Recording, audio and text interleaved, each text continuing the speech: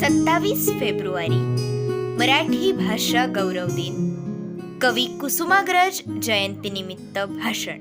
आदरणीय मुख्याध्यापक, शिक्षक वृंद आणि माझ्या प्रिय छोट्या मित्रमैत्रिणींनो, सुप्रभात.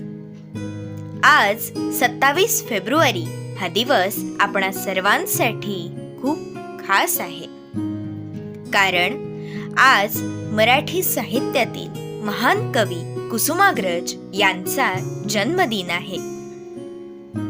त्यांचा जन्म 27 फेब्रुवारी 1912 रोजी झाला. कुसुमाग्रज यांचे खरे नाव विष्णू वामन शिरवाडकर होते. त्यांनी कविता, नाटक, कथा अशा अनेक प्रकारचे साहित्य लिहिले. त्यांच्या लेखनातून देशप्रेम, स्वातंत्र्याची भावना आणि अन्यायाविरुद्ध लढण्याची प्रेरणा मिळते. त्यांच्या गरजा जय जयकार क्रांतीचा या कवितेतून आपल्याला धैर्य आणि आत्मविश्वास मिळतो.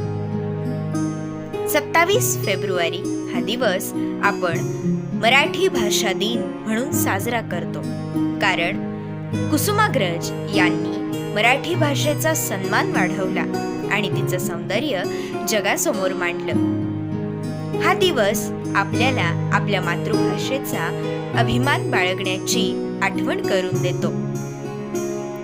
चला, आपण सर्वांनी मराठी भाषा जपूया, तिचा आदर करूया आणि चांगले संस्कार आपल्या आयुष्यात आणूया.